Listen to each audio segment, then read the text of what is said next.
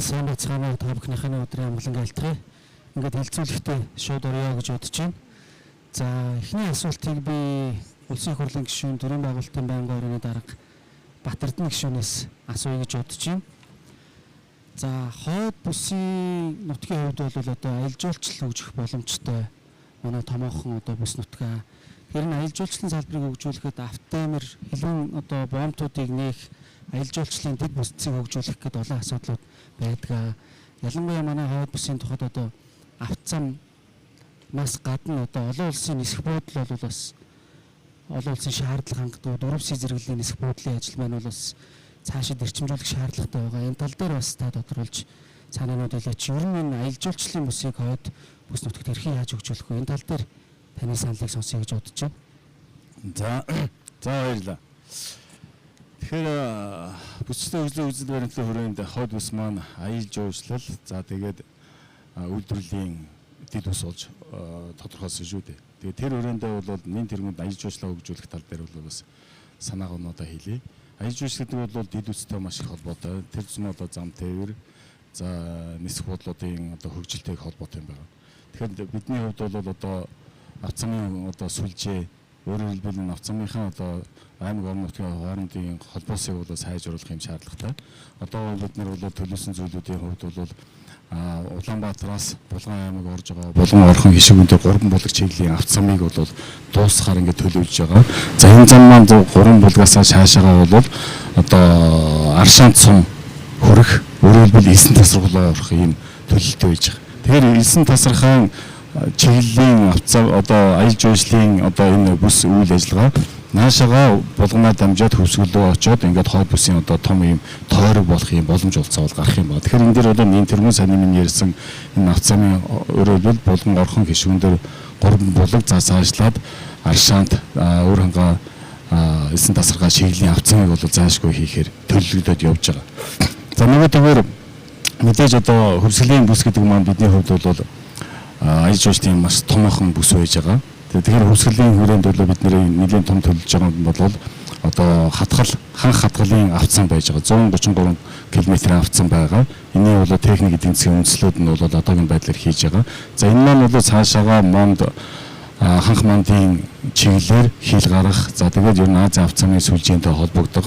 Өөрөөр хэлбэл Орос улбаны улсын одоо улсаа холбож байгаа энэ зам маань цаашаа автозам бол Аз автозамын нэгэн хэсэг болоод ингээд аялал жуулчлалыг хөгжүүлэх юм боломж олцоодод гарч ирж байгаа. За нөгөө төгөр одоо бол бас тэр болгон жуулчлалын маань одоо тоо тэгээд энэ бүсчсэн байдлаар бол жуулчиж байгаа байдлыг харахад бол ер нь автозам гэхээсээ илүү агаарын тээврийг нэлээд хөгжүүлэх юм зайлшгүй шаардлага байгаа. Тэгээд энэ хүрээндээ бол бид нар жишээ нь хөвсгөлийн онгоцны буудлыг 4 сая ангил руу оруулах, өргөжүүлэх ийм бодлогыг бол авч хэрэгжүүлж байна. Гэх мэт ер нь бол аялал жуулчлалын хувьд бол мэдээж манай хойд бүс бол аялал жуулчлалын Монгол Улс аялал жуулчлалын хамаахан томоохон бүс нутаг болж хувирна. За тэгээд дээрэс нь одоо дэд бүстэйгээ холбоотойгоо, тээвэртэй холбоотой ингээд бүхэл боломж олцоонуудыг нээгээд ингээд явахаар одоо төлөвлөж байгаа. За баярлалаа. За дараагийн асуултыг би Баярбатар гишүүнээс асууя гэж бодож байна. Аялал жуулчлал гэдэг бүхэн бас ярьж байгаа. Ялангуяа аялал жуулчлал дээр байгалийн аялал жуулчлалыг бол нэлээд төлхөө хөгжүүлэх боломжтой гэж хойд бүст бол харж байгаа. Тэр дундаа одоо Булган аймгийн тухайд одоо брэнд бүтээгдэхүүн гэдэг ч юм уу тийм үндэсний одоо аймгийн онцлог шингээсэн брэнд бүтээгдэхүүн аялал жуулчлалын бас томоохон бүс аймаг болох боломжтой. Тэр хойд бүсийн байгалийн аялал жуулчлалын бүс жуулчлалыг хэрхэн яаж хөгжүүлэх вэ? Ялангуяа Булган аймгийн тухайд ямар давуу тал байна? Энэ дээр та бас хариулт өгөөч. За баярлалаа. Та бүхэндээ өдрийн мэнд хүргэе. За хойд бүсийн хувьд бусад бүсүүдээс онцлог болон давуу хэдэн талууд байж идэг. За манай хойд бүсийн хувьд бол жишээлбэл Монголдо нэг тооцогдох хөвсгөл далай. За мөн Эрдэнэ төлөвлөлтөөр одоо Монгол улсын төсвийн томоохон хувийг бүрдүүлж идэг. Тэгэхээр энэ хойд бүсийн 3 аймгийн хоорондын уялдаа зохион байгуулалт өөрөө их чухал байна. За таны асуултанд дурдсанаар бол Булган аймгийн хувьд бол аялал жуулчлал, газар тариалан, хөдөө аж ахуй гэсэн 3 салбар хөгжих асар өндөр боломжтой. За жишээлбэл манай аялал жуулчлалын одоо байгалийн аялал жуулчлал гэж авч үзэх юм уу одоо яг ямар агуулгаар томьёолох нь би сайн мэдэхгүй. Олон харшаа байж байгаа. Жишээлбэл хануу, цагаан голын аршаа, за хулж, халуун аршаа, за түүхийн дурсгалт газрууд. Жишээлбэл одоо цогтын балгасууд гэдэг ингээд за байгалийн үзэгсэлэнт газар Булган аймаг өөрөө говь хангаа хосолсон юм зохицуулалт газар байж байгаа. За хойд бүсээрээ бол одоо хил дагсан ээлжүүлэлтийн зохицолборууд сэлэнг тишиг сумыг баг илэрхийн боомт хүртэл одоо ингээд хил дагсан ээлжүүлэлтийн зохицолбор хөгжүүлэх боломжтой. За хөхүүрийн айраг гэдэг одоо хүндрэлтний ЮНЕСКО-д бүртгүүлсэн одоо өв байна. За дээр нь шагаан тойрон байж байна. За мөн сая өнгөрсөн 100 одоо бүрээдүүдийн соёл уламжлуулсан Алтарган гэдэг одоо наадмыг Булган аймагт зохион байгууллаа. Манай Тишиг сумын хүн амын 25% нь бол одоо бүрээдүүдээс бүрддэг байж байгаа. Тэгэхээр саяны миний ярьсан зүйлүүдийг дэд үтцэд нь уялдуулаад хөгжүүлээ цаашлаад одоо Хөвсгөл аймагтайгаа Булган аймаг нь яг аялал жуулчлалынхаа энэ уялдааг хангаад явах юм бол дотоодын энэ аялал жуулчлал цаашлаад жуулчдад ирээд Булган Хөвсгөл аймагт одоо аялал жуулчлалын боломж олцвол энэ бүссэн хөгжлийн бодлогоор бол бүрдэх боломжтой гэж харж байгаа. За баярлалаа. Өөрийн төвийн гишүүнээс асууя. За манай хойд бүсийн тухайд бол хөдөө аж ахуй, аялал жуулчлал, замын хүнд үйлдвэрлэл хөгжих боломжтой ийм бүс. За ялангуяа Орхон аймаг буюу Эрдэнэ тот дээр бол хүнд үйлдвэрлэлийн томоохон бүсүүдийг бий болгож хөгжүүлэх, за зэсийн баяжмал одоо хайлуулах үйлдвэр байгуулах тийм ээ. Эрдэнэтийн одоо аж үйлдвэрийн технологийн парк байгуулах гэдэг ажлууд явж байгаа. Энэ тухайд таваас дэлгэрүүлж мэдээлэл өгөөч. За та бүхэндээ энэ өдрийн мэндийг хүргэе. Тэгэхээр манай хойд бүс нутгийн хувьд хөгжлийн үндсэн чиглэлийг нь за аялал жуулчлал, дэд чиглэлийг аж үйлдвэр гэж засгийн газрын мөргийн хөтөлбөрт бол том явуулж оруулсан байна. Аж үйлдвэрийн хөгжлийн асуудлыг Эрдэнэ хот, Эрдэнэт үйлдвэргүйгээр төсөөлхийн аргагүй л дээ. Хүнд аж үйлдвэрийн суур үндсэндээ тэнд одоо олон жилийн туршид 45 жилийн туршид одоо бүрдэж уул уурхайн салбарын бас энэ 50 жилийн түүхэн энэ үйлдвэртэй холбоотой байна. Өнөөдөр үйлдвэр технологийн паркийг дэвшгэлсэн зэсийн баяжмал хайлах боловсруулах үйлдвэр, металлург химийн үйлдвэрийн зохицуулбар барьж байгуулахаар төлөвлөж байгаа. Энэ үйлдвэр технологийн паркийг засгийн газрын олгосон толгой зөвшөөрлийн хүрээнд Эрдэнэт үйлдвэр байгуулад за энэ паркийн дэд үтцэд үндсэндээ 1200 га газарт 140 тэрбум төгрөг за ойролцоогоор 168 орчим сая ам долларын хөрөнгө оруулалтыг Эрдэнэт үйлдвэр хийгээд үндсэн 4 том дэд үтцийг за тухайн одоо стратегийн ач холбогдол бүхий газрыг хашаа байгууламжтай нь хийж байгаа. Тухайлах юм бол эрчим хүч, усан ангамж ариутгах татварга, цэвэрлэх байгууламж, за автозам, төмөр зам. Энэ дэд үтцийн асуудал шийдэгдснээрээ үйлдвэр технологийн парк яг одоо өргөн утгаараа хэрэгжих боломж нь бүрдэж байна гэж үзэж байгаа. 1200 га газрын ерөөсө 200 гад нь энэ зэсийн баяжмал хайлах боловсруулах үйлдвэр болон Эрдэнэт үйлдвэрийн төлөвлөж байгаа төслүүд хийгдэнэ. 1000 га газарт нь эдгээр үйлдвэрүүдийг түшгэлсэн бусад аж үйлдвэр хөгжих боломжийг бүрдүүлж өгч байгаа. Өнөөдөр зэсийн баяжмал хайлах боловсруулах үйлдвэрийн хувьд засгийн газрын мөрийн хөтөлбөрт тусгагдсны дагуу Эрдэнэт үйлдвэрийн зэрэгдэх үйлдвэр технологийн паркийг түшгэлж барьж байгуулна гэдэг ингээд төлөвлөлөө явж байгаа. 2027 оны 12 сар гэхэд дуусна гэж техник эдийн засгийн үндэслэл урьдчилан тооцоо одоо хийгдээд явж байна. За энэ төсөл сүүлийн 30 гаруй жилийн хугацаанд одоо хийгдэх нь заашгүй шаардлагатай байна, хэрэгтэй байна гэж одоо яригдсан. Их удаан хугацаанд яригдж байгаа төсөл яагаад хэрэгжихгүй байсан юм бэ гэж. Энэ хугацаанд бол ерөөсөө нэгдүгээр бид нэр аливаа үйлдвэрийг барихтаа дэд үтцийн асуудлыг ерөөсөө урьдчилж ярьдаггүй байсан. Урьдчилж хийдэггүй байсан. Хоёрдугаарт яг энэ үйлдвэртэй холбоотой технологийн асуудлыг бид нар шийдэж чадаагүй байсан. 1980 оны үед анхны техник эдийн засгийн үндэслэл хийгдсэн байдаг. Тэр төсвөөр бол одоо бүрэн хааны ордыг буюу Хөвсгөлийн бүрэн хааны фосфоритын ордыг ашиглана гэсэн төсөв 80 оны үед хийгдчихсэн. Тэр үед бол бас яг Хөвсгөлийн ард түмний дургуутсал, далайн ээж цаазын тавцсан гэд нийтлэл балдарч гэсэн нийтлэл гарч ирсэн. Үүнээс болоод энэ фосфоритын ардыг ашиглаж чадахгүйгээс болоод энэ төсөл үндсэндээ зогссон. Дараа нь 2021-22 оны үед за Эрдэнэт үйлдвэрийн урх ачаад бас энэ судалгааны ажлыг үргэлжлүүлээ. Техник эдийн засгийн үндэслэлийг шинжилээ саналаа засгийн газар танилцуулсан. Гэхдээ энэ фосфоритын орд ашигт нэмжигдээгүй. Нэгэнт фосфоритын ордыг ашиглаж чадахгүй бол бид нар дараагийн техникийн шийдлээ олох ёстой гэж үзсэн. Ингээд эрдэмтэн инженерүүд, олон улсын судлаачид, олон улсын эрдэмтдтэй хамтарч бас нэлээдгүй судалгааны ажлыг сүүлийн 3-4 жилийн хугацаанд хийж байгаа. За энэ судалгааны ажил Хятадын Инфи компанитай хийж байгаа судалгааны ажил бол амжилттай болж өнөөдөр лабораторийн төвшөнд, үйлдвэрлэлийн төвшөнд бас амжилттай хэрэгжиж технологийн шийдэл гарцыг олчлоо гэж ойлгож байна. Зэсийн байжмал үндсэндээ тэр нэг 24-өөс 25% зэс агуулсан одоо шороол байгаа шүү дээ. Түүнийг хайлах явцад гарах хөхөрлөг хийхийнхээ асуудлыг яах вэ гэдэг толгойн өвчин байсан байхгүй бидний хувьд. Өнөөдөр энэ хөхөрлөг хийг дэлхийд дахинд бол одоо байгалийн хийтэй холж сармжуулж шийдвэрлэдэг, нутаг хөхөр гаргадаг. Манай Монгол улс байгалийн хий байхгүй.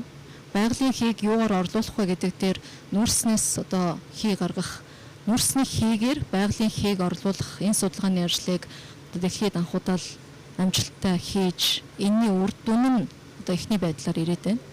99.5% чанартай нутаг хөхөр, 97% хөхөр барилттайгаар үйлдвэрлэлийн туршилт амжилттай болсон.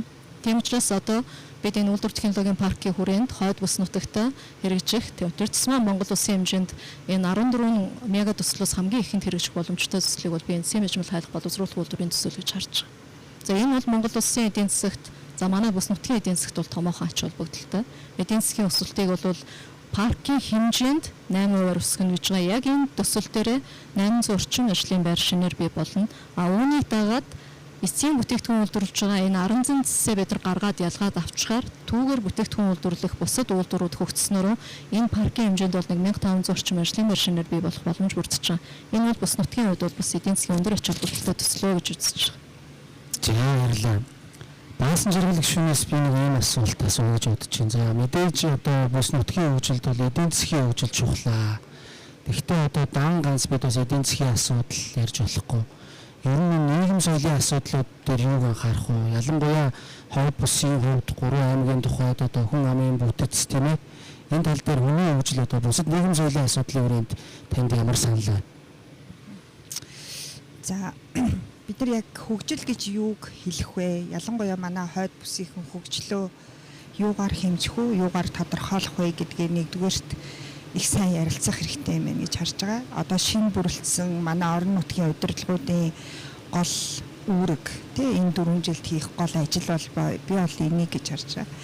За хоёрдугаарт гэвэл хоорондоо хэрхэн уялдаж энэ аймаг орон нутгийн төлөвлөлт хэрэгжих вэ гэдгээ бас их иргэдийн төлөөлөгчдийн хурлууд маань одоо шинээр бүрэлдэж байгаа энэ хурлуудын бас гол хийх ёстой ажил гэж харж байгаа. Тэгээд тэр дундаа хүн амын онцлог ялангуяа нутгийн иргэдийн за би яг уугуул гэд хэлчихье. Гэхдээ уугуул гэдэг нэр томьёо одоохондоо манай хууль зүйн нэр томьёонд байхгүй.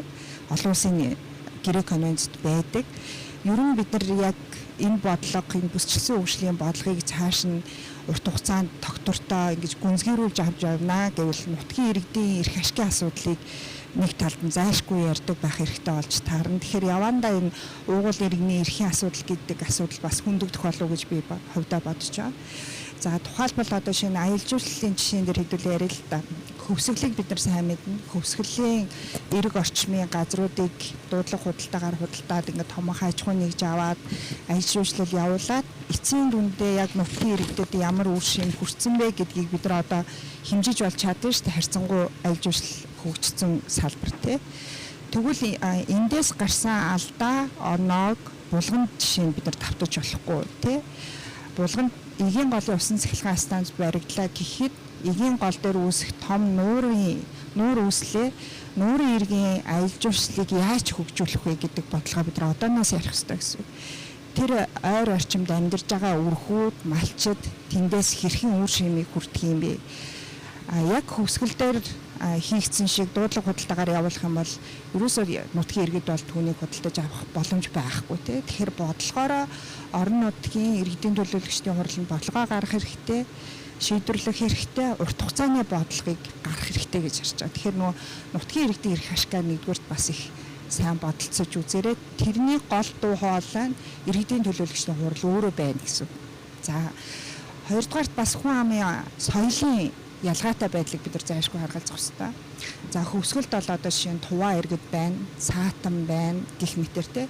Тэгэхээр эдгээр иргэдийн эрхийн асуудал, боловсролын асуудал, эрүүл мэндийн асуудал гэд маш олон асуудлуудыг бид нар зайлшгүй ингэж энэ дунд шийтгэж харж харгалзаж энэ бодлого маань өөрөө явж байгаа хэрэгтэй. За ялангуяа сүүлийн үед дэлхийн нийтэд ямар хандлага гарч байгаа вэ гэвэл дэлхийн иргэний боловсрол буюу бид нар хүүхдүүдээ юу бэлтгэх вэ гэдэг асуудлууд нэлээд гарч байгаа. Энэ бол илүү дэлхийн иргэний боловсрол буюу инх тайван бусдаа зохицож, бусдын соёлыг хүндэтгэж, хамгаалж ингэж одоо амьдрах тийм чадамжтай иргэдийг бэлтгэхэд боловсролын бодлого өөрөө чиглэж явах хэрэгтэй гэдэг нэлээд том одоо өөрчлөлт бол гарч байгаа. Түүнийг жишээ нь манай хойд бүс бол хэрэгжүүлэх боломжтой гэж би хувьдаа харж байгаа тийм. Тэгэхээр ийм мэт тийм одоо хүн амынхаа онцлог, соёлын ялгаатай байдлуудыг бид нар харгалж үзэх хэрэгтэй болов уу гэсэн санал. За баярлалаа. За дараагийн асуултыг би удирдлагын их тимийн захирал доктор Сүрэн Чимэг багшаас асууя. Сая баасан жаргал гишүүн ярьж байна бас хүний хөгжлийн асуудал, нийгэм соёлын асуудал гэдэг. Тэгэхээр мэдээж бүс нутгийн хөгжилд хүний хөгжил, хүний нөөцийн асуудал тийм ээ, боловсон хүчний асуудал, ялангуяа төрийн албан агчийг чадахжуулах асуудал гэдэг олон асуудлууд яригддаг. Тэгэхээр та бас энэ чиглэлээр судалгаа хийдэг эрдэмтэн судлаачийн хувьд энэ хүний нөөц, боловсон хүчин, ялангуяа одоо төрийн албан агчдыг чадахжуулах тал дээр одоо ямар ажлууд хийгдэх шаардлагатай гэж харж байна. Энэ талаар санал хэлээч. За бүгдээрэнд өдрийн мэдрэгэй. За төрийн албаны сургалтын байгууллагыг удирдах байгаа удирдлагын зүгээс хариулахын зүйтэй авах гэж бодож байна. Судлаач гэхээсээ илүү за өнөөдөр хойд бүсийн 3 аймагт нийтдээ 17,148 төрийн албан агч ажиллаж байгаа. 2023 оны 12 дугаар сарын 31-ний тоогоор. За энэ хүмүүсийн 12% нь төрийн захиргаа буюу төрийн тусгай албан агчид. Энэ хүмүүс л удирдлагын их тимийн буюу төрийн албаны сургалтын байгууллагын сургалтад хамрагдах эрхцэн одоо боломжтой. Бид нар өнөөдөр тийм л хуультай байгаа. Гэтэл нийт одоо 3 аймагт ажиллаж байгаа төрийн албан агчдын 85% нь төрийн үйлчилгээний албан агч байдаг. 3% нь төрийн улс төрийн албан агч. Шийдвэрийг хэн гаргадаг вэ гэхээр энэ 3% байгаа улс төрийн албан агчид шийдвэр гаргадаг. Шийдвэрийг иргэдэд шууд хүргэдэг хүмүүс бол төрийн үйлчилгээнд дээр ажиллаж байгаа буюу 85%-ийг эзэлж байгаа 14,608 төрийн албан агч хойд бүсийн 3 аймагт иргэдэд төрийн шийдвэрийг хүргэдэг. Төрийн албаны сургалтын байгууллага бол төрийн жинхэнэ албан агчдыг буюу үлдсэн 12% хамаарах төрийн захиргаа, төрийн тусгайгийн албан агчдыг сургадаг. За ингээд төрийн албаны тухай хууль 2017 онд өөрчлөлт ороод 2019 оны 1 сарын 1-ээс хэрэгжиж эхэлсэн. За энэ хугацаанд хойд бүсээс нийтдээ 561 төрийн албан агчийг бид нар сургасан байна, сургад өгсөн. За өнөөдөр яг суралцж байгаа төлөвт байгаа 161 төрийн албан агч, нийтдээ 722. За энэ бол хуулиараа бидний сургах ёстой төрийн албан агчдын 35% буюу 3 хүндэтний нэг нь суржээ гэж танилан дээр гарч болно. Гэтэл 17,000 төрийн албан агчтайгаа харьцуулж үзэх юм бол ямар тоо вэ? Би төрийн албаны сургалтын байгууллагыг удирдах эхснээсээ хойш бид нар төрийн ангиллын 4 ангиллынхаа удирдах албан тушаалтнуудыг сургах нь чухал байна гэдэг энэ санааг олонтой одоо санал болгож тавьсаар ирсэн. Гэхдээ өнөөдөр болтол бид нар энийг эргэцэн хувьд өөрчлөлт хийж бол чадаагүй. Тэгэхээр бид нар төрийн захиргаа, төрийн тусгайгийнхаа албан агчдыг одоо хэдэнтэй сургавч шийдвэр гаргаж байгаа болон шийдвэрийг хэрэгжүүлж байгаа төвшөндөө төрийн албаны сургалтын байгууллагын сургалт бол тэр болгон хүрдэггүй байгаа. Тэгэхээр энэ бол эргэцэн асуудал. За сургалтын арга хэлбэрийн хувьд хүртээмжийг яаж нэмэгдүүлэх үү, хэрэгцээнд нь яаж суйрлах үү гэдэг тал руугаа сүүлийн одоо 4 жил бид нар ажилласаар ирлээ. За яг энэ талаасаа хүртээмж нэмэгдүүлэх боломжийг ковид биднэрт өгсөн гэж ингэж хардаг. Яг тэр талаасаа харах юм бол бид нар цахим сургалтын боломжийг бол нэлээд өргөтгөж ирсэн. За цахим сургалт гэдэг маань төрийн албан агчид хинэн ч ороод сурч болох чөлөөтэй ийм одоо боломж байгаа. Яг тэр талаасаа харах юм бол манай цахим сургалтад хамрагдж байгаа төрийн албан агчдын идэх талаасаа зүүн бүсийн төрийн албан агчдын 75% нь одоо цахим сургалтад хамрагдсан тоо баримт байхад яг хойд бүс дээр харах юм бол 39.4% байна. Цахим сургалтын боломж бол төрийн албан агч өөрөө сонгоод сурах боломж учраас энэ бол нээлттэй. Гэтэл энэ боломжийг бүсүүд хэдийг ингээ харьцуулаад харахад ялгаатай зүйл бол харагддаг. За агуулга талаас нь харах юм бол Монгол Улсын хөгжлийн бодлого, хэрэгжээлт, үр дүн, гүйцэтгэл гэх мэт одоо сургалтын агуулга руу бид нар сүүлийн жилүүдэд засгийн газрын даалгаврын дагуу бас нэлээд ажиллаж байна. За энэ талаас бид нар аймагуудаа сургагч багш нарыг бэлтгээд тэд төрийн албан хаагчтай хурц ажиллах зүйтэй гэдэг хүрт хэмжээг нэмэгдүүлэх талаас бол ажиллаж байгаа зүйлсүүд бий. За яг одоо засгийн газар үйл ажиллагааныхаа төлөвлөгөөг одоо батлаад ажиллаж байгаа энэ цаг үед бол энэ ажлыг хийсэн гэдэг шалгуур үзүүлэлт юу ах юм бэ гэдэг авал хамгийн гол байна. Гэтэл бид яг баталсан төлөвлөгөөнд маань шалгуур үзүүлэлтүүд тодорхой юу гэвэл үгүй. Шалгуур үзүүлэлтийг бид гаргаж чадж байгаа юу гэдэг дээр ч асуудал байгаа. Тийм учраас бид нар үйл ажиллагааг хийсэн гэдгээр одоо 95% тайлагнах биш, яг шалгуур үзүүлэлтийн дагуу яванд хүрэх гэдгээ тайлагнадаг тийм агуулга руу очих нь чухал бөгөөд энэ шалгуур үзүүлэлтийг гаргах аргачлалын сургалтуудыг бид нар одоо энэ хичээлийн жилээс эхлээд одоо зохион байгуулж байна. За яг түрүүчийн 7 хоногт бид нар төрийн өмчт үйлдвэрийн газар руу тэр дундаа одоо Эрдэнэт үйлдвэрлэлөө Эрдэнэс Монголын компаниуд руу шалгуур үзүүлэлтийг хэрхэн одоо зохион байгуулах хийх вэ гэдэг сургалтын агуулгыг хүргээд одоо даваа гарагт сургалтууд эхлэхээр ажиллаж байгаа. За ингээд сургалт хийгээд ирэхээр манай төрийн албан агч сургалтад хамрагдсан хүмүүс юу гэж хэлдэг вэ гэхээр багш наад хичээлээ манай дарга заагаад өгөөч гэдэг. Наадах чи манай дарга ойлгохгүй учраас би 1000 сураад нэмэргүй гэдэг. Энэ сэтгэлгээний асуудал. Нэг талаасаа төрийн албан агчийн зүгээс харах юм бол өөрөөсөө зайлуулчих. Би биш тэнд нэг хүн зохион байгуулчих юм бол би яг хөө тэгээд хамрагдаад явж болох гэсэн сэтгэлгээний юм. За нөгөө талаасаа үнэхээр дарга нар сурж гинүү гэвэл асуудал энд байгаа. Хэрвээ хойд бүсийн зөвхөн удирдах ажилтнуудыг төрийн албаны сургалтын байгууллагад сургадаг болёо гэх юм бол 1218 л хүн. Гэтэл бид нар 1218 хүнийг одоо яаж хийгээл сургалтад хамруулаад байх боломж бол байгаа. Бид нар 4 ангиллийнхаа нийт удирдах албан тушаалтнуудыг тоолоод үзэх юм бол 37 мянган хүн байгаа. Гэтэл төрийн захиргаа, төрийн тусгайгийн нийт албан агчид нийлхээрээ 69 мянга орчим болдог. Тэндээ одоо хүртээмж маань нэг юм байдалтай байна. 3 хүндэтмийн нэг болж штэ 5 жил явсны үр дүнд. Тийм болохоор бид нар хэнийг яаж сургаад сургасан үр дүнгээ яаж босгож ирэх үү гэдэг рүү эргэцэн үед бас харахгүй болвол бодит байдал юм байгаа гэдгийг хэлье. Тэгээд бүсийг хөгжүүлнэ гэдэг бол хүн л хөгжүүлнэ. Хүн хөгжиж бүсээ хөгжүүлнэ гэдгийг бас энд хэлье. За баярлалаа. За доктор профессор Батөвшин багшаас бас би асуу гэж бодож байна. За таны тухайд бол одоо бүсчилсэн хөгжлийн чиглэлээр бас манай улсын тэргүүлэх эрдэмтдийн нэг. Тэгэхээр ер нь Монгол улсын урт хугацааны хөгжлийн бодлогод хойд бүсийн үүрэг оролцоо өөрөө ямар байх юм? Нэгдүгээр та хоёрдугаар хойд бус маань өөрөө биедээ хөгжих ямар боломж байгаа? Энэ тал дээр та саналаа хэлээч. За та бүхний өнөөдөр амрагрий. За бид нар Монгол улсын хөгжлийн ийм маш онцлогтой зангилаа үед ирчээд байна, тийм ээ.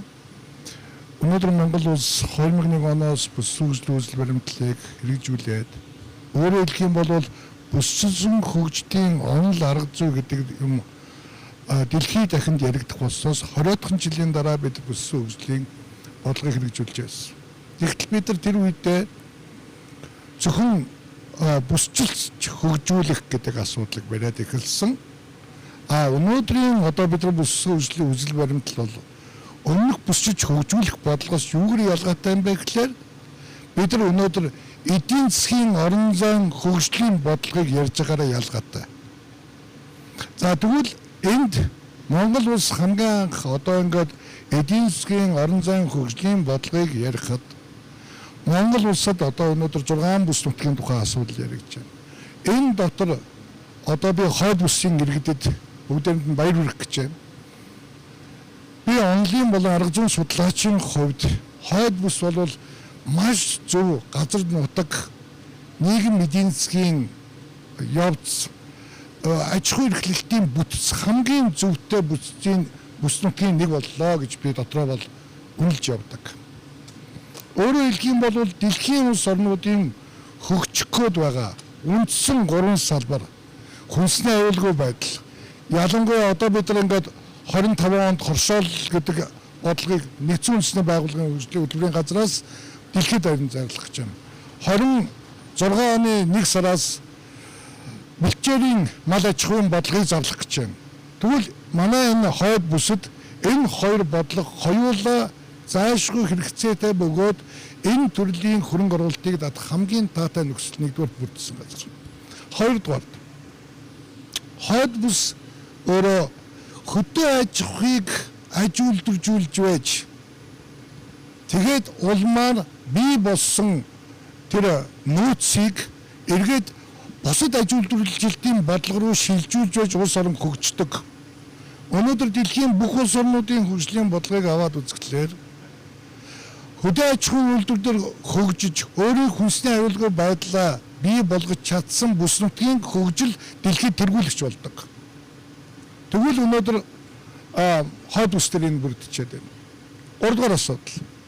Өнөөдөр бид нар үйлчлэгийн салбар дотроо ялангуяа одоо энэ хөгжлийн хит эмх зэгцгүй байдлаас бий болсон хүн амын зан төлөвийн өөрчлөлт.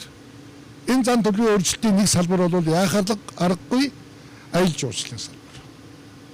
Тэгэхээр энэ бүс нутгийг ингээ аваад үзэх юм бол жинхэнэ бидний хүсэж байгаа хөгжлийн кластер бий болох үндсэн зарчим энэ ч нэгдчихэд байгаа юм.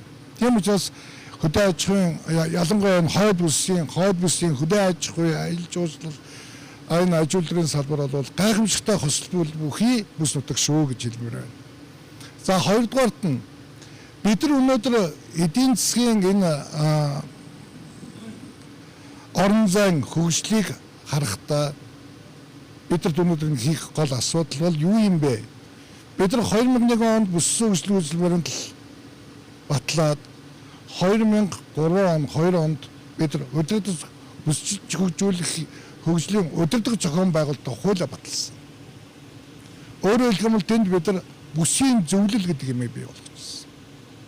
Дэлхийн улс орнууд бүгдээрээ ялангуяа энэ доктортой эдийн засгийн бодлого явуулахын тулд өөрөөр хэлэх юм бол иргэдийнхаа сайн сайхан аж байдлыг нэмэгдүүлэхийн тулд нэгдсэн бодлогоор явах ёстой. Тэгвэл өнөөдөр бидний хувьд энэ бүссэн хөгжлийн энэ үжил баримтлаа батлаад ирсэн бол одоо би бүс нутгийнхаа удирдлага зохион байгуулалтыг бид нар хэрхэн явуулах юм бэ? Нөгөө салбарын босоо бодлогыг бүс нутаг дээр хэвтэй бодлого болгож хуургах зохион байгуулалтыг арга хэрэгслүүдийг яаж хийх юм бэ гэдэгт л бид нар одоо энэ чуулганаас хүлээж байгаа миний хамгийн гол судлаачийн хувьд бол хүлээж байгаа хүлээлт энэ байна. Тэгэхээр бид нар энийг хойд бүс дээр бүсүүдийн хөгжлийн бодлогод пионер болохоор тэргүүлэгч болохоор бид нар энэ хойд бүсийн бодлого дээр энэ бодлогоо гаргаж тавих ёстой гэж бодож байна. Яагаад гэвэл түрүү хэллээ шүү дээ. Энэ бол маш гоё цөм ийм бүс үүсчихэд байгаа шүү. Хөгжлийн цөм, олон талд хөгжлийн цөм бүхий бүс утга үүсчихэд байгаа шүү гэж хэлмээр байна. За баярлалаа. Баярлалаа. Тэгэхээр хойд бүс маань бол хөдөө аж ахуй, хүнд үйлдвэрлэл, аялал жуулчлал гэдэг бас хөгжлийн 3 том ийм цөм бас байж харагдаж байна гэж ингэж бас Батбашин доктор бол хэлж байна.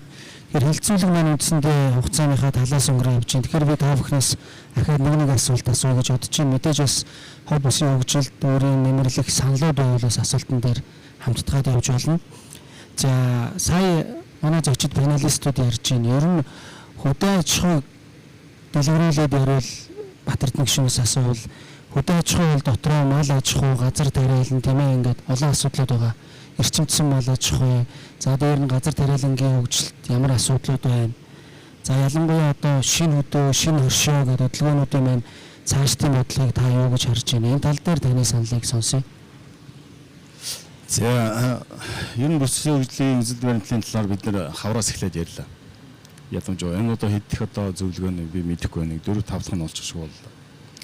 Миний хувьд бол нөгөө шинэ хөдөө, шинэ оршоо, хөдөө аж ахуйн бодлого зөндөл юм одоо үндсэндээ бол нэг 8 жил 7 жил ярьлаа л. Тэгээ сая эндээс их гоё санаа гарч ирж байна. Шинэ нэг зүйл ярихад 7 жилийн өмнө хэрэгжүүлээд ирсэн шинэ хөдөө хөтөлбөр одоо өнөөдөр шинэ хоршоо болоод дөнгөж засгийн газрын бодлого болж орж иж байгаа байхгүй. Одоо өнөөдөр 7 жилийн дараа сумын засаг дарга нар маань надад юу гэж ярьж байна гэхээр даргаа гишүүнээ таны тэр шинэ хөдөө чинь асар хэрэгцээтэй хэд байсан юм бэ шүү гэж одоо дөнгөж ярьж байгаа байхгүй. Одоо дөнгөж ярьж байна шүү. Одоо бидний бүсчсэн хөгжлийг ингээд яриад асар одоо сайхан өнөөдөр ерхий сайд бол асар тийм гоё илтгэл тавилаа шүү дээ. Энэ илтгэлийг бид нэр хөрсөн дээр нь буулгахгүй бол энэ дахиад 7 жилийн дараа ерхий сайдаа таны ярьж ирсэн юм өнөөдөр үнэхээр гоё юм байсан юм биш үү магадгүй 7 жилийн дараа ярих байхгүй. Тэр би юу яриад байна гэхээр энийг одоо чинь энд Эрдэнэ болон гэж залуу сууж байна. Хөдөө аж ахуйн тал дээр асар одоо тийм гоё шинжлэх зүйлийг гаргаад нөгөө мал аж ахуйг эрчимжүүлэх, хагас эрчимжүүлэх бүр жишээ болоод явж байгаа шүү дээ. Энэ жишээг чинь сумын засаг дарга дэмжиж байгаа юу? Дэмжээгүй. Мэдчихгүй. Тэрийг ойлгохчгүй.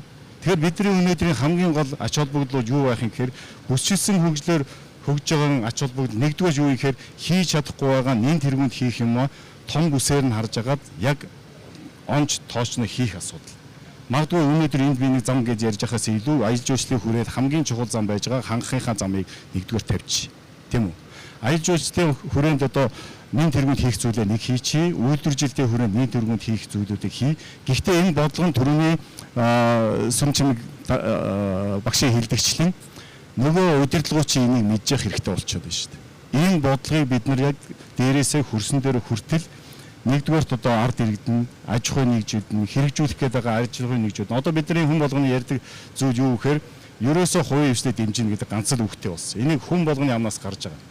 Гэтэл хувийн хвшил нь энийг яг яаж хэрэгжүүлэхээ бас мэдэхгүй байгаа шүү дээ. Яг орон нутаг дээр очиход тэр одоо малчид чинь хоршоолоо хийгээд хоршоолоо хөгжүүлэх юмаа мэдэхгүй байгаа.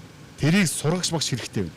Танаа суманд ийм аж ахуй хэрэгтэй байж байна. Ийм махны үйлдвэр нэг хэрэгтэй байж байна. Ийм арь ширны үйлдвэр одоо бүссэн хөгжлөөр ингээд бэлтгэн нийлүүлэх ийм төв хэрэгтэй байж байна. Малынхаа аманд хийдэг тэжээлийн үйлдвэр нэг хэрэгтэй байх. 2 хэрэггүй, 3 хэрэггүй ч гэдэг юм уу. Ингээд үндсэндээ энэ бодлогын хөрсөн дээр нь буулгаад засаг дарга юу хийх вэ? Тэр багийн засаг дарга, сумын засаг дарга юу хийх вэ? Тэр бодлогыг энэ өнөөдрийн ярьсан ерхий сайдын ярьсан бодлого тэр чигээрээ тэр хүний алган дээр харагдаад яаж хийх үү гэд хаяа нэг ерхий сайдын яриаг сонсоод хаяа бидний өнөөдрийн форумыг сонсоод ингэж хийх хэрэгтэй байсан юм бол би энийг чинь ойлгохгүй байсан ингээд ойлгоод явдаг ийм механизмыг нэн тэргүүнд бид нар хийх ёстой.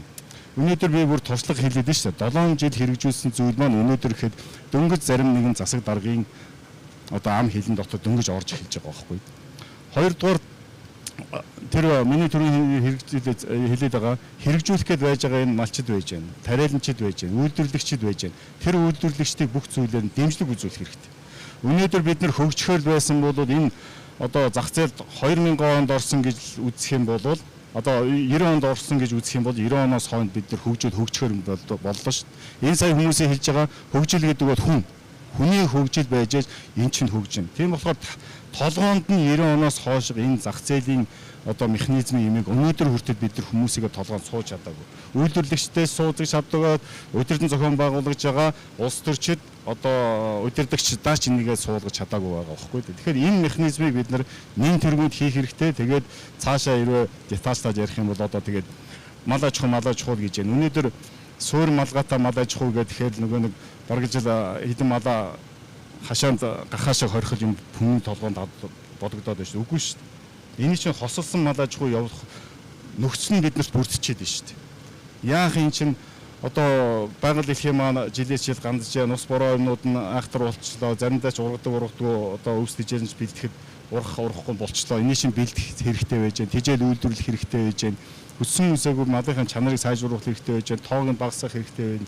Тэрийг дагсан үйлдвэрлэл хэрэгтэй байна. Тэрнийг дагсан бэлтгэн нээлүүлэлт нь хэрэгтэй байна гэдэг. Ингээд бүх зүйлийг наривчлаж ярих юм бол маш их олон зүйлүүдийг ярих хэрэгтэй байна. Гэхдээ энийг бол бид нар бүгдийнх нь толгойд байгаа шүү.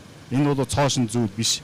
Гагцхүү энийг нэг бодлого бүр доошоо хүртлээ детальчс нэг бодлого бодоод ёстой манай удирдлагын академитайгаа хамсардаг юм уу? Энэ одоо сайхан мэргэжлэнгүүд докторууд зөндөө олон орж ирлээ ш. Манай одоо чинь их хурд дотор бол энэ сайхан одоо судалж нартаа нийлж ягаад энийг бодлогоо бүтэн авч явах нь өнөөдөр бүссэн хөгжлийн нэг том зорилт байгаа маа. Гол нь нөгөө санхүүжилттэй бас уух асуудал бас байгаа шүү.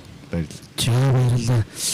Тэгэхээр өнөөдрийн хэлцүүлэг маань бол шинэ стандарт гэсэн юм ураатай явж байгаа тийм ээ үндэсний жолгон маань. За өмнө нь бол бидний эдийн засгийн форумч гэдэг юм уу бүсийн уулзалтууд бас хэд хийж хэлсэн. За өнөөдөр бол яг бодит хийгдэх ажлууд маань бэлэн болцсон. Шинэ стандартын дагуу төр засгийн шинэ бодлого гарсан ингэж явж байгаа гэж харж байгаа. Тэгэхээр би Баянбаатарын гишүүнээс нэг зүйлийг бас асууя гэж бодож байна. Одоо энд яригдах ёстой зайлшгүй нэг асуудал бол эрүүл мэндийн асуудал.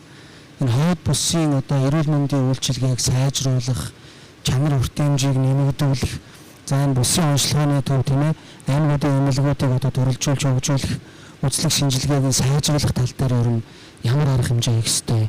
Одоо хийж байгаа ямар ажлууд байгаа? Энэ асуудал дээр та санал байлгаач.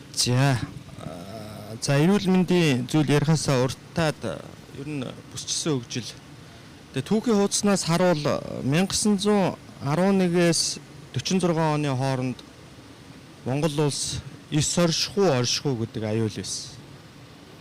За 1946-аас 1961 оны хооронд Монгол улс бусад улсад хүлээн зөвшөөрөгдөхгүй, зөвшөөрөгдөхгүй гэдэг асуудал байсан.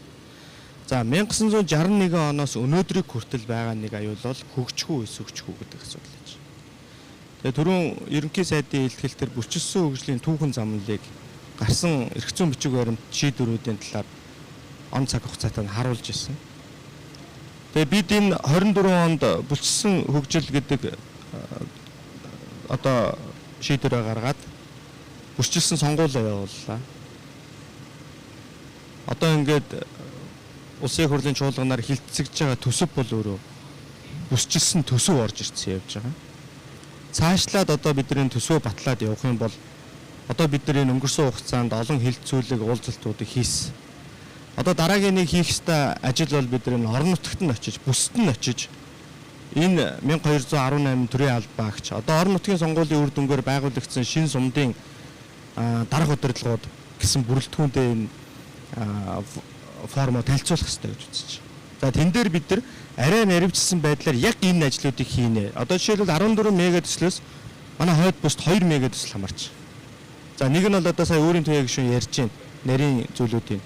Жишээлбэл Эрдэнэтийн тэр спонсоруулах үйлдвэр одоо өнөөдөр үйл ажиллагаа нь эхлээд 30% тавьж байгаа гэсэн ойлголт байж байна. 2027 онд ашиглалтанд орно. Хэрвээ ашиглалтанд орвол Монгол улсын эдийн засаг 8%-аар өснө. 1.1 тэрбум долларын одоо төсөвт бүрдүүлнэ жилд. За дараагийн нэг том төсөл нь бол энэ эгийн голын усан цахилгаан станц. За энэ бол одоо баг миний мэдхийн намайг жоох хөөхт байхад л одоо энэ эгийн голын усан цахилгаан станц гэж ярьжсэн. Одоо энийг бид нар яг энэ 4 жилд яг ингээд түүх болгоод үлдээхгүй ажил болгоод явуулах юм зайлшгүй шаардлага тулгарч байгаа. Мэдээж одоо олон улсын харилцааны төвшөнд ярих одоо зөвшөлдсөх асуудлууд байдгийн байна лээ. Хэрвээ бидний нэгэн голын усан цахилгаан станцын ажлыг эхлүүлээд цаг хугацаанд ашиглалтанд оруулж чадах юм бол одоо бид нар хойд төршөд төлдөг 25 сая доллар одоо хэмнэгдэнэ гэсэн үг. За ингээд энэ дагуу яригдж байгаа зүйлүүд маань өөрөө хүн амын одоо нийслэл Улаанбаатар хотын хүн амын төвлөрлийг сааруулад хойд бүсийн хүн амыг нэмэгдүүлнэ гэсэн юм тооцоолоо гэж ажлын байр нэмэгдэнэ гэсэн үг. За энийг дагаад бид нар эрүүл мэндийн салбараа хөгжүүлэхээс зураг. Одоо жишээлбэл өнөөдөр бид нар энэ хийж байгаа ажлуудаа за Хөвсгөл аймгийн эмнэлгийг барьж ашиглалтанд оруулна. Булган аймгийн эмнэлгийг 80 ортой эмнэлгийг ашиглалтанд оруулна. За Орхон аймгийн эмнэлгийг өргөдгөн эдэргээд ийм төсвийн нөгөө нэг ийм юунууд бол явж байгаа. Тэгэхдээ цаашаа бид нар бүсийн онцлогооны төв Орхон аймагт барина гэсэн ийм төлөвлөгөө бол гаргасан. Нийтдээ шаарддаг хөрөнгө нь 32 тэрбум төгрөгөөр. За сүүлийн үеийн дэлхийн стандарт нийцсэн бүсийн онцлогооны төвийг гаргана гэж. За энэ нь өөрөө 280 ортой 350 орчим ажлын байр шинээр нэмэгдүүлэх юм эмнэлэг байгуулагдана. За ингээд одоо бид нар энэ хойд бүсийнхаа хэмжээнд энэ эрүүл мэндийн асуудлын үзлэг онцлогоогоо хийж чаддаг байх юм заашгүй шаардлага. Энэ саяны миний мега төслүүд болон бусад одоо энэ шинэ хөдөө, шинэ оршоо, жижиг дунд үйлдвэрүүд, аялал жуулчлал гэдэг олон салбарууд нөгжөөд ирвэл хойд бүсийн хүн ам бол одоо бараг 400 мянга руу төхнөө гэсэн юм урдсан юм тооцоолол харагдаад байгаа. Тэгэхээр энийгээ дагсан энэ эрүүл мэндийн зүйл нь явагдана. Дараагийн нэг зүйл нь бол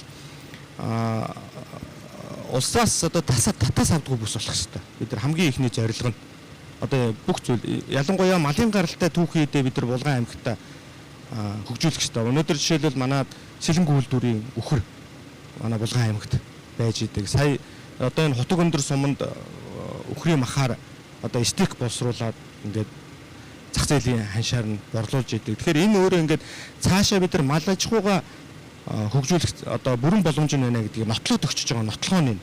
За ингээд малын гаралтай түүхийн үедээ бид нар бас боловсруулад одоо экспортод гаргах, за нэмэн өртөг шингэсэн бүтээгдэхүүн болгож гаргах тал дээр одоо төлөвлөгөө мастер төлөвлөгөө гаргаад хойд бүс дээр толон явах юм бол ялангуяа Булган аймгийн хувьд бол одоо татаас авдаг ийм аймаг болох цаг хугацаа бол маш их ойрхон харагдаж байгаа гэдэг бол хэлнээрээ. Ингээд цогцоор нь хараад ингээд бид нар явах ёстой. За энэ дээр одоо мэдээж ингээд бүсгээ 6 бүс болоод хувааж байгаа тохиолдолд бол хамгийн түрүүнд бидний нэг шийдэх ёстой асуудал юу гэхээр бүсийн удирдлагын тогтолцооны асуудал гэж. Одоо жишээлбэл бүсийн хөгжлийг энэ мастер төлөвлөгөөг апдейт хийж идэг, шинжилж идэг, хаана юу гацж ийн, гацааг нь яаж арилгах уу гэдэг энэ зүйлүүд дээр байнга одоо ингээд анализ хийж дүгнэлт гаргаж идэг юм зөвлөл нь байх хэрэгтэй юм уу? Ямар бүрэлдэхүүнтэй байх хэрэгтэй юм гэдэг асуудал гэж. За тэгээ эцэст нь дүгнээд хэлэхэд бол одоо ер нь бүсийн бид нар энэ цаг хугацаанд одоо хөгжлөө тодорхойлоод ингээд явж байгаа нь өөрөө их зүү хэрэг. Гэхдээ энэ өнөөдөр яг ямар шитэн дээр очиод гацдаг вэ? Юунаас олж гацдаг вэ гэвэл ерөөсөө цэвэр улс төржилтөөс олж гацдаг шүү. Өнгөрсөн хугацаанд бидний энэ томоохон ажлууд хамгийн түрүүнд гацааж исэн зүйл бол улс төржилт байсан. Хоёрдугаарт хөрөнгө санхүүгийн асуудал. Тэгэхээр бид нар энэ Монгол улсын иргэд бол энэ Монгол улсынхаа газар нутаг дээр амьдарч оршин тогтнож байгаа хувьд бол Монгол улсынхаа төлөө сэтгэл зүрэхээр энэ улсынхаа хөгжлийн тэр дотор бүсийнхаа хөгжлийн төлөө тэр дотор аймаг орон нутгийнхаа хөгжлийн төлөө бас хоёргүй сэтгэлээр энэ бодлого хэмжээд ажиллах ёстой л гэсэн байдлаас харж байна. За баярлалаа. Өөрөнд яг гişүнээс нэг асуулт асууя. Бус маань хөгжөхөд бидэнд мэдээж тодорхой бэрхшээл сорилтууд байгаа. Тэгэхээр бидэнд ямар сул тал, ямар сорилт бэрхшээл байна гэж харж байна. Ялангуяа бидний саяны ярьсан салбарууд хөгжүүлэхэд хамгийн дөрөнд бол дэд бүтцийн асуудал хамгийн чухал. Тэгэхээр тухайлбал дэд бүтцийн хувьд бидэнд ямар сорилт бэрхшээл байна? Юуг илүү сайжруулж шинжлэх шаардлагатай. Энэ тал дээр таны санал. За хойд бус нутгийн хувьд аваад үзэх юм бол биднэрт бүсчилсан хөгжлийн бодлого зорилтуулаа хэрэгжүүлэхэд нэмт хэрэгүнд эрчим хүчний их усрын асуудал, цахилгаан эрчим хүчний дутагдал. Өнөөдөр бид нар хичнээн сайхан үйлдвэр барьж байгуулъя гэд цахилгаан эрчим хүчний их уср улсын хэмжээгээр хүрэлцээг байгаа шүү дээ. Одоо засгийн байжмал хайлах боловсруулах үйлдвэрийн техникийн нөхцлөөр бол цахилгааны их усрыг бид нар бууралжуутаас авч байгаа. Хэрвээ эгийн голын усан цахилгаан станц орж чадах юм бол эндээс өгнө гэж. Тэгэхээр яг сая бас бууралжуутын эхний одоо 150 мегаватт орчлоо тийм ээ. Бидэнд бас боломж нэмэгдэж байна. Нэмт хэрэгүнд бид нэр эрчим хүчний хараат байдлаас гарах хэрэгтэй. Ер нь аливаа үйлдвэрлэлийг хөгжүүлэх гэвэл эхлээд эрчим хүчээ, усан хангамжаа, дулаанаа, ариутгах татвар бохирын асуудлыг шийдэж л үйлдвэр явна. Тэм учраас энэ эрчим хүчний асуудал, зам харилцааны асуудал дээр засгийн газрын бодлого шийдвэр бас чиглэж энэ 4 жилийн хугацаанд бид нар одоо жижиг тойргийн эрх ашиг гэхээс илүү бус нутгийн хэмжээний дэд үтсийн асуудалд анхаарья гэдэг нь суурь нэг юм. Тэгэхээр нэгдүгээр эрчим хүчний асуудал бол тулгымцсан асуудал болж байна. Зүгээр эрчим хүч том үйлдвэр гэлтгүү өнөөдөр манай Эрдэнэт хотод Эрдэнэтийн захын гэр хорооллуудад хүртэл хүчтэлийн уналттай байгаа шүү дээ. Тийм учраас энэ асуудлыг бид нар шийдэж дараагийн үйлдвэржилтийн асуудлыг ярих ёстой том сорилт. За нөгөө талдаа энэ эрчим хүчнээс гадна усны асуудал. Усан хангамж, за энэ усны их усүр, за түүний одоо бас хэрэглэн дээр тавьж байгаа тэр одоо тоолуур баталгаажуулалт гэдэг олон асуудлуудыг дэд үтсийн хүрээнд ярьж байна. Том төслүүдийг хэрэгжүүлэх дараагийн нэг одоо асуудал бол энэ хууль эрх зүйн зохицуулалт байна. Өнөөдөр бид нар технологийн хувьд шийдлээ олчлоо л гэж байна. Эрчим хүчний хувьд асуудлаа шийдэе гэж. За ингээд ард нь яах вэ гэхээр нөгөө хөрөнгө оруулагчийг хэрхэн яаж татах юм? Энэ үйлдвэрийг барьж байгуулах хөрөнгийг яаж босгох вэ? Магадгүй түр энийг хийх гэж байгаа бол нөгөө хөрөнгө оруулагчийг гүйцэтгэгчийг сонгон шалгаруулах хууль эрх зүйн асуудал өөрөө бас тулгымцсан асуудлын нэг болж байна. Өнөөдөр манай дээр том төслүүд ялангуяа төрөөс хэрэгжүүлж байгаа төрийн болон төрийн өмчт одоо аж ахуйн нэгж байгууллагуудыг хэрэгжүүлж байгаа том төслүүдийн гацаа бол тендерийн хуулийн дээр байна. Тендерийн хуулийн дээр. Бид нэр төрийн худалдаа авах ажиллагааг өнөөдөр төрийн байгууллага урсгал зардал, өдөр тутмын үйл ажиллагааны зардал, бичих цаас худалдаж авдаг, тэр зардлаа гаргадаг хууль эрх зүй, том төсөл хэрэгжүүлдэг томоохон үйлдвэр одоо ашиглалтанд оруулах хууль яг нэг хуулиар явж байгаа. Энэ нь өөрөө бас зохицуулт болж чадахгүй нэ гэж үзэж байна. Тийм учраас цаашдаа бид нар томоохон бүтээн байгуулалт хөрөнгө оруулалтын ажлыг олон улсын жишг стандартад нийцсэний дагуу түргэн шуурхай хурдан хугацаанд за магадгүй бид нар бол үйлдвэрлэгч орн биш, ялангуяа энэ томоохон бүтээн байгуулалт хийхэд тоног төхөөрөмжөөс эхлээд энэ бүтээн байгуулалтын шаардлагатай бүх ил зүйлээ гаднаас импортоор авч байгаа шүү дээ. Энэ нөхцөл байдалд энэ худалдаа авалт, энэ бүтээн байгуулалтын ажлыг хурдан шуурхай явуулах эрх зүйн зохицуулалтаа гаргаж чадахгүй бол бас нэг тулгамдсан сорилт болж орж ирж байгаа. Тийм учраас эрчим хүчин дотор бол одоо дэд үтцээс бүх ил төрлийн дэд үтцийн асуудлуудыг бас давхар авч явах нь зүйтэй. Усан хангамжийнхаа асуудлыг, дулааныхаа асуудлыг, цахилгаан эрчим хүчнийхээ асуудлыг нөгөө талдаа энэ бүтээн байгуулалтын хийх эрх зүйн үндсийг зөв зүйтэй бүрдүүлж энэ хоёр том сорилтыг давж ээж л өнөөдөр үйлдвэрлэлийг бас хөгжүүлэх боломж нь бий болно гэж ингэж харж байгаа. За баярлалаа. За баасан жаргал гишүүний тухайд бас Монгол улсын хуралд байгаа цөөхөн одоо хуульч гишүүдийн нэг тийм ээ яг хуульчийн дангаргаа ороод ингээд өнгөлөлийн үйлчлэгээ эрхэлж ирсэн яг энэ хуульч хүн.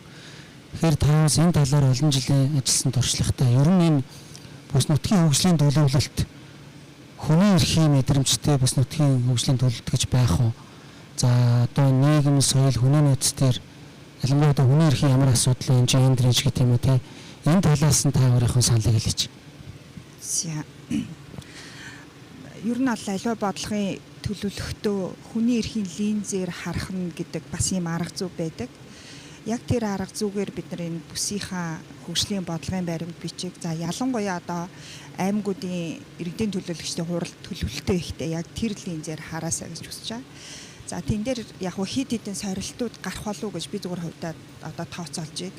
Нэгдүгээрт яг хэрвээ бид нар хөдөө аж ахуй хөгжүүлнэ гэж байгаа бол эмэгтэйчүүдийн асуудал яригдана, гендерийн асуудал яригдана. Нөгөө эмэгтэй залуу малчин байхгүй, нөгөө эрчүүд яах вүлээ гэд ингээд яалж байхгүй, гарцаагүй яг энэ малчтын хүн ам зүүн бүтэц өөрчлөгдөх гээд байгаа. Тэгэхээр бид нар хөдөө аж ахуйгаа хөгжүүлнэ гэдэг нөгөө гендерийн асуудлаа бид нар давхар авч явахгүй бол хөдөө аж ахуй маань дахиад 4-5 жилийн дараа ер нь бол нэлээд том гацалтанд орно гэж харж байгаа. За хоёрдугаарт гэвэл би түрүү нөгөө аялал жуулчлал хөвсгөл гэдээ ярьсан те тэрний тод нэг жишээ нь гадны улсад юу байдаг вэ жишээ нь Непалийн жишээ байдаг. Непалд Эверестийн оргил байдаг. Тэнд бол асар аялал жуулчлал хөгжих боломжтой те юу Монгол цаашаа шүү дээ. Эверестийн оргил. Гэтэл Непалийн ард иргэд өөрсдөө ерөөсөө энэ үе шимийг хүртэж чадаагүй. Тэгээ түүнийхээ шалтгааныг тэд нар юу гэж тайлбарлаж ирсэн бэ гэвэл шууд нисэх онгоцны буудлыг шууд одоо Эвересттэй ойрхон одоо шууд онгоцоор нисдэг болгоцсон. Тэгэхээр ерөөсөө нөгөө зам дундах нөгөө нийслэлч гэдэг юм уу тэнд оршин сууж байгаа нөгөө асар их хүн ам нь ерөөсөө түндээс үр шим хүртэхгүй хүмүүс нисдэг тэрэгний мөнгө төлөөл шууд Эверестийн оргил дээр буулаа аяллаа хийлээ буцаад явлаа гэдэг ийм маршруттай болсон. Тэгэхээр яг энийг л одоо бид нар айгуу сайн нөгөө нутгийн хүмүүс өөрсдөө айгуу сайн олж харж дуу хоолойгоо өргөх хэрэгтэй юм байна. За 3 дугаарт гэвэл ерөөсөө иргэдийн оролцоо. Нутгийн иргэдийн өөрсдийнх нь оролцоотойгоор төлөвлөх асар чухал. Одоо ялангуяа газар төлөвлөлт. Сая бид нар орон нутгийн сонгуулиар явж хахад Булган аймгийн Сэлэнг, Хутаг өндөр, Тишиг гээд хойд сумдуудаар би явхад малчтаас хамгийн их ярьжсэн сүүлийн үед урд нь анзаарагддаггүй байсан нэг асуудал юу гарсан бэ гэвэл одоо томоохон компаниуд малчтын өвлжөөг маш ихээр худалдаж авж байна. 30 саяар, 40 саяар худалдаж авж байна. Бүр ингээд зарим газар нь 20 сая гихт нь 30-аар авчий гэдээ авсан тохиолдол хүртэл байна. Тэгээ малчид магадгүй зүгээр тухайн үеийн одоо санхүүгийн байдлаа бодоод хүүхэд нь оюут уучрас гэж зарчдаг. Ингээд нэг мэдсэн чинь голын маань цаа тисэг тэрчгэрээ юу н манай малчид 70-80% нь өвлжөөгөө зарцсан байна. одоо бид нар яах вэ гэж байгаа байхгүй. Тэгэхээр одоо нэн яаралтай орон нутаг энэ газар төлөлтийн асуудлаа шийдээд аль хэсэг дээр нүүдлийн мал аж ахуй, аль хэсэг дээр хагас эрчимсэн нутгийн иргэд нь хаанаа байршиж, газар тариал нь хаанаа байршихын гэдгээ маш сайн төлөвлөж иргэдийнхээ оролцоотой шийдэхгүй болвол бид нар дахиад нэг хэдхэн жилийн дараа иргэд хоорондын асуудал үүсэхгүй гэдэг ийм болгоомжлол бол бидний нэлээд хоолоон дээр тулцсан байгаа айгуу том сорилт гарч ирнэ. Тэгэхээр энэ газар төлөлт нь иргэдийн оролцоотойгоор төлөвлөх гэдэг айгуу олон арга зүйнүүд байдаг. Одоо манай жагсаалтаар сонгогдсон манай Лувсан Жамц гэдэг гишүүн тий. Лувсан Жамцд одоо жишээ нь айгуу олон загварууд жишээ нь гаргацсан. Өчигдөрхөн гэхэд хэрвээ сумаараа хоршвол эдийн засгийн ямар үр өгөөж хүртгийг үүнийгээ дагаад сургуульд ямар хөрөнгө оруулахын, эрүүл мэндийн үйлчилгээ яаж сайжрах юм бэ гэдэг эдийн засгийн загварчлалын жишээ нь хийцэн одоо шинэ өчигдөр нэг тийм тооцоолол хийдэг хүнтэй жишээ нь би уулзах жишээтэй тий. Тэгэхээр ийм зүйлүүдийг бид нар яг нөгөө газар дээр нь буулгаад яг орон нутаг одоо төлөөлөгчд маань, хурлууд маань хоорондоо энийг айгуу сайн уялдаатай төлөвлөх хэрэгтэй байна л гэж харж байна. За баярлалаа. Иргэдийн оролцоо бол маш чухал мэдээж мэсийн хөгжилт. Тэгэхээр энийг Соромжмог докторын хэлээд илрүүлээд яриулаа гэж байна. Ер нь иргэд өөрөө ямар оролцоотой байх ёстой. Дээр нь одоо энд бас манай анхан шатны аймаг сумдын засаг дарга нар ирсэн байгаа. Энэ хүмүүс маань иргэдэд эрхийг идэвхжүүлж яаж оролцох вэ? За сургалтын тухай түрүүн бид бол төрийн албан агчдын сургалт ярьлаа. Бусад одоо мэрэгжлийн сургалтууд, техникийн сургалтууд ер нь орон нутагт байгаа иргэд маань бид яах ёстой? Энэ тал дээр та санал хэлж байна. За сая өөрсдийнхөө хийж байгаа ажлын зүгээс танилцуулсан их хурлын гишүүдийн яриан дотор хамгийн олонтой гарсан санаа бол иргэдийн оролцоо байлаа тийм. Тэгэхээр тэр нутагт амьдарч байгаа иргэдэл тэр нутгаа оршин байгаа газраа хөгжүүлнэ. За яг энэ талаасаа харахаар иргэдийг анхан шатан дээр удирдах байгаа хүн хинбэ? Баг хорооны засаг дарга. Баг хорооны засаг дарга нар маань нөгөө улс төрийн албан хаагчид учраас төрийн албан сургалтын байгууллагын сургалтад огт хамрагддаггүй. Бид ийм хуультай. Монгол улсад улс төрийн албан хаагчдын ангилалд 3900 гаруй төрийн албан хаагч хамрагддаг. Одоо 4 жишээ нь энд сууж ин гэсэн үг тий. Тэгэхээр яг багийн засаг даргаар 1648 204 хорон засаг дарга гэдэг ингээд 2000 шахам анх шатанд ажиллаж байгаа хүмүүсээс эхлээд улсын их хурлын гишүүд хүртэлх эдгээр 3900 хүнийг төрийн улс төрийн албан хаагчд гэж байна. Бид нэр энэ хүмүүсийг сургадаг. Гэтэл эдгээр бүгдээрээ бүх төвшөндөө шийдвэр гаргадаг. За бүх төвшөндөө шийдвэр гаргахын хамгийн анхан шатных нь баг хороо. 2023 оны 8 дугаар сарын 23-ны өдөр Монгол Улсын засгийн газар энэ анхан шатн дээр ажиллаж байгаа хүмүүсээ сургахгүйгээр бид нар угшаалах боломжгүй гэдгийг олж хараад засгийн газрын тогтоол гаргаад удирдлагын ахтын нийт баг хорооны засаг дарга нартай сургалт хийсэн. За шинээр томилогдож сонгогдох баг хорооны засаг дарга нарт байнга одоо сургалтын тогтолцоотой болох хэрэгтэй байна гэдэг чиглэлийг бол засгийн газар өгч ажиллаж байгаа. Харамсалтай нь тэрийг шууд хэрэгжүүлээд явах гэхээр эрх зүйн боломж бол байхгүй. Бид нэр төрийн улс төрийн албан хаагчдыг сургадаг учраас. Тэр энэ бол манай улсын их хурлын гишүүдийн бас нэг анхаарах хэрэгтэй зүйл байхаа гэж бодож байна. За багийн засаг дарга нарыг сургаж байсан, сумын засаг дарганыг сургаж байсан өнөөдөр хүртэл ирсэн практик маань юу вэ гэхээр бид нар засаглалыг заадаг. Яаж одоо удирдахын яах юм. Гэтэл сая бол бид нэр илүү өөр өнцгөөс хараад иргэдийг оролцуулахаар тэд яаж ажиллах ёстой, тэр талаас нь яаж сурах ёстой вэ гэдэг дээр одоо гадны өндөр түвшний зөвлөгөөтэй хамтарч ажилласан. За энэ дээр 3 гол юм байна. Хамгийн эхнийх нь ерөөсөө нийгмийн харилцаа. Сумын багийн засаг дарга, хорон дарга гэдэг бол ерөөсөө нийгэм дотор хүмүүс яаж харилцах уу гэдгийг л удирдах зохион байгуулах ёстой. Нийгмийн харилцаа, хоёр дахь нь тэр хүний манлайлал, гурав дахь нь засаглал. Гэтэл бид нар засаглал буюу яг техникийн талынхын юмыг голж бариад хувь хүний хүмүүсийг яг тэр community-г нийлүүлж байгаа манлайллын иргэдийг оролцуулах оролцооны тэр агуулга руу ерөөсөө ажиллаагүй ирсэн биш байгаа гэдэг ийм зүйлийг хэлэх боломж байна. За энэ талаасаа тодорхой тооны одоо төслүүд, гадаадын төслүүд хэрэгжсэн боловч тодорхой аймагуд дээр нийтээр биш. Ингээд ирэхээр бид нарт яг нөгөө багийн дарга гэдэг бол өнөөдөр яг практик дээр хэн олон ах дүүтэй байгаа тэр хүн л болчиход байгаа шүү дээ. 3 дугаар анги төгссөн боловсролтой хүнч байгаа. За гэх мэтлэнгээр бид нар цаашдаа одоо яг орон нутгийн анхан шатанд ажиллаж байгаа удирдлагуудыг сургадаг болохын тулд эрх зүйн хувьд өөрчлөлтийг хийх шаардлага байгаа. За нөгөө талаасаа тэдний хамгийн чухал зүйл бол иргэдийг яаж оролцуулж байж тэдний санаа оноо, тэдний харж байгаа хараа, амьдралын туршлага энэ бүхнийг нийлүүлж ээж нутаг орондоо хамгийн одоо ээлтэй шийдвэрийг гаргаж авах вэ гэдэг энэ зүйл. За энэ талаасаа хийсэн сургалтад бол манай хойд бүсийн 3 аймгийн 41 сумын 234 багийн дарга нарын 85%-ийн сургалтад бол хамрагдсан. Гэхдээ одоо өнгөрсөн 2-7 хоногийн өмнө болсон орон нутгийн сонгуулийн үр дүнд одоо хэдэн хувь нь өөрчлөгдөхийг бас бид хэлж мэдэхгүй. Тийм ээ. Тэгэхээр дахиад нөгөө сургалт маань одоо эргээд хэрэгцээтэй болно гэсэн.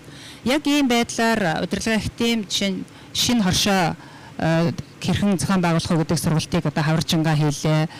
Мөн одоо энэ бусчилсан хөгжлийн агуулгын сургалтыг бид нар одоо өнгөрсөн 2 жилийн өмнөөс эхлээд нэлээд хийлээ. Гэх мэтлэнгээр засгийн газар өөрийнхөө хэрэгжүүлж байгаа томоохон одоо чиглэлүүд рүү төрийн албаны сургалтын байгууллага богино сургалтаар оролцуулаад одоо тодорхой үүрэг гүйцэтгүүлээд явж байгаа юмнууд бол бий.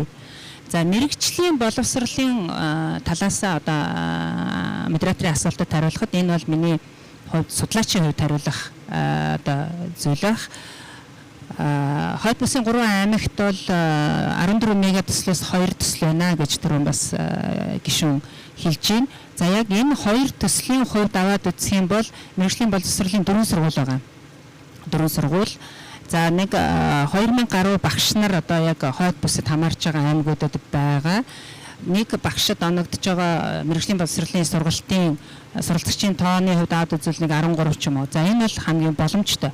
Монгол улсад бүсээр нь хуваагаад үзэхээр нэг 10.7-оос 18 хүртэл суралцагч нэг багшид оногдож байгаа ийм одоо мэрэгжлийн боловсролын төвшөнд. За Эрдэнэт хот гэж бидний ярьж зурсан Орхон аймгийн хувьд бол яг мэрэгжлийн боловсролын бүтэн тогтолцоо жишг болохоос тогтолцоо өнөөдөр бүрдсэн байгаа юм бол би харамсалтай нь яг тэр мэрэгжлийн боловсролын сургалтаар сургаад төгсгсөн хүн хэрэгцээтэй газарт ажилд авчин үгүй юу? Дахиад энэ дээр маань нөгөө сэтгэлийн асуудал. Жишээ нь хамгийн ойрхон жишээ Эрдэнэт үйлдвэрт ажилд оруулахад одоо яг тэр мэрэгжилтэй ажилтныг авч гин үү эсвэл ажилтныхаа үр хөвгтийг авч гин үү? Гэх мэтлэнгийн бидний соёлын, байгууллагын соёлын сэтгэлгээний хувьд өөрчлөх зүйлсүүд бас олон байгаа гэдгийг энэ оролцоо өгөөд хүний хөгжлийн асуудлын зүгээс бас хэлхэн зүйтэй хаа гэж бодож байна. Баярлалаа. Баярлалаа. Батөвшин профессороос дараагийн асуулт, сүүлийн асуулт болж байна асуу. 2001 онд Монгол Улсын их хурлаас бусчилсан хөгжлийн үзэл баримтлалыг баталсан. За ингээд бас нийгмийн хөгжил тодорхой цаг хугацааны хувьслын дараа ингээд өнөөдөр бас дараагийн давалгаар бусчилсан хөгжил маань ингээд яригдчихэв. Бидэнд өнгөрсөн сургамж анхаарах асуудал юу байв? Одоо бид нар бусчилсан хөгжлийн дараагийн давалгааг яаж доктортой хөгжүүлэх вэ? Бидний алсын хараа юу вэ? Өнгөрсөн одоо ирээдүйн сургамж ололт амжилт юу вэ гэдэг ерөнхий санааг бас танаас сонсоод хэлцүүлгээ хаяа гэж бодож байна. За 2001 оны 6 сарын 14-ний 57 дугаар тогтоолоор бүссэн хөгжлийн үзэл баримтлалыг бид анх баталсан. За тэгээд энийг бид нар батлахдаа яг бүссэн хөгжлийн үндсэн одоо тэр концепц юу нэр байсан бэ гэхээр Монгол улсын жигд хөгжүүлэх. Нутаг дэвшилгээ жигд хөгжүүлэх. Тэгээд төрөөс нэгэн төсвийн одоо ингээд хуваарлалт хийгээд ирэхлээр импульс сайтай орон нутгууд нь илүү хөгжөөд импульс муутай орон нутгууд нь хөгжлийн хувьд хоцорж эхэлсэн. Өөрөөр хэлэх юм бол бидэрт биш үү нөөцийн мэдлэгийн хуримтлал тууршлага энэ бүхний эрх төгс бус байдал дээр авчиад нэгэн гарааг эхэлсэн. Хоёрдугаарт нь одоо бид нар ингээд бүсэж өгсөн бодлого гэж яриад байгаа юм. Уучлаарай 1976 онд бүссэн хөгжлийн бодлого гэж шинжилгээ ухаан үүсчээд тэр шинжилгээ ухааны чинь бий болгосон Айзерд гэдэг эрдэмтэн нь бүсчиж хөгжүүлэх бодлого буюу Кейнсийн онолоор явахгүй юм байна.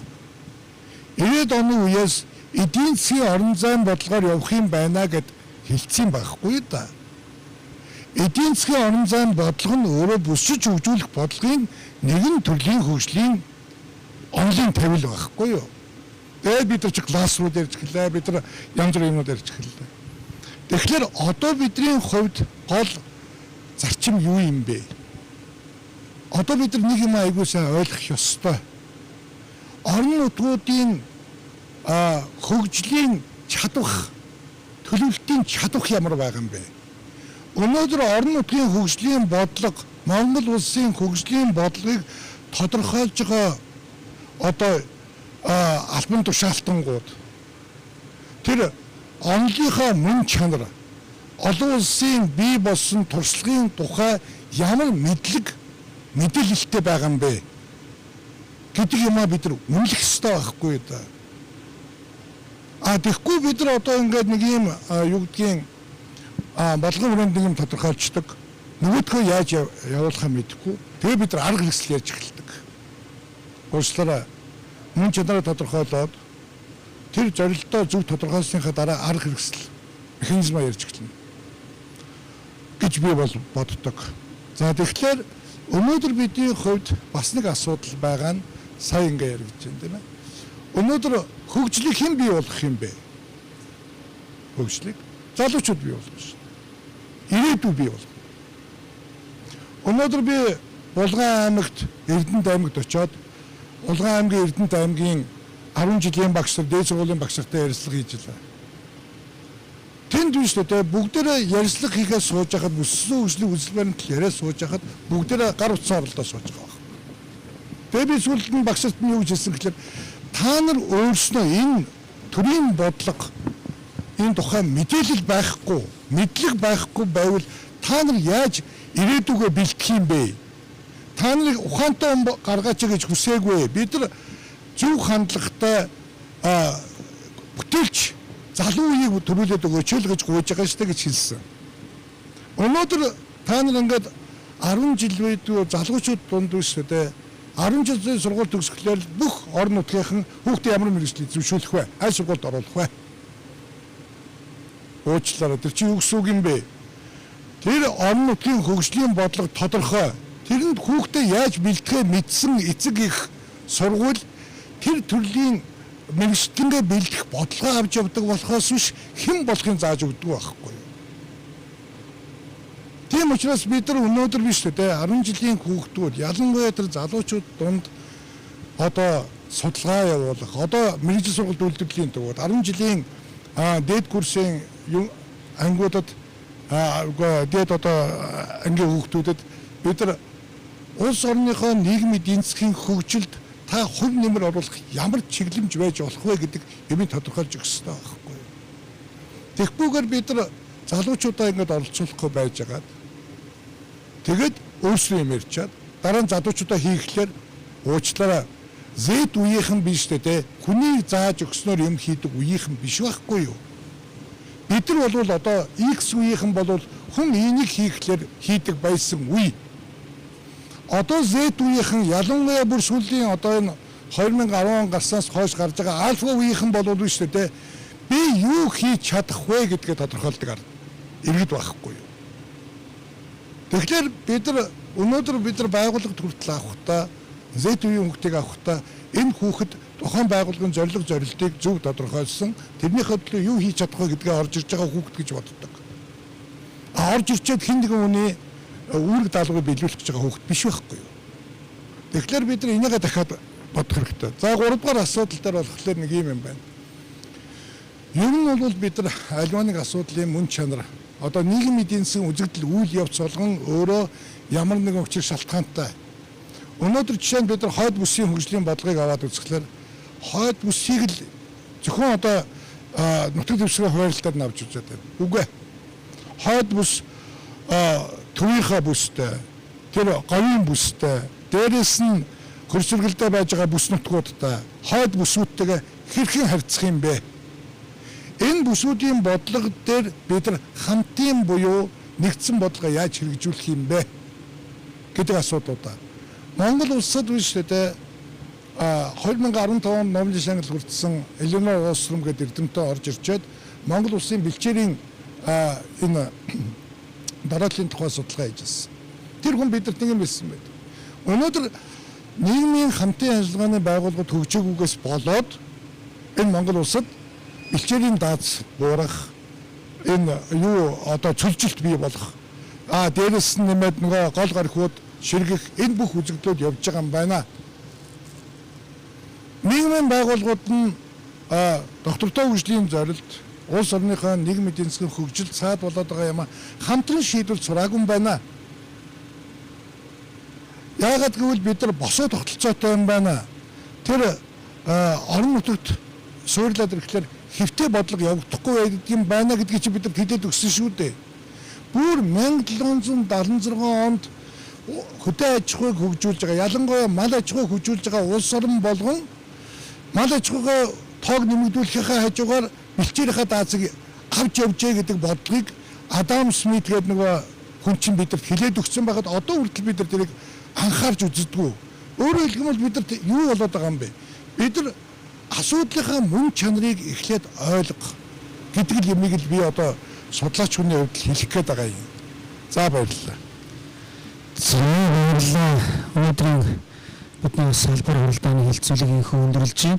Өнөөдөр бид бүхэн хойд бусынхаа хөгжлийн тэргүүлэх чиглэлүүдийг нийгмийн эдийн засгийн гол асуудлууд, тулгамдж буй асуудлууд тийм ээ нэлээд өргөн хүрээндээс ярилцлаа гэж ингэж ойлгож байна. Өнөөдөр бас хэлцүүлэгт хүрэлцэн ирсэн эрхэм панелистууд, заамын хэлцүүлэгт оролцсон одоо зочид төлөөлөгч та бүхэнд баярлалаа. Амжилт хүсье.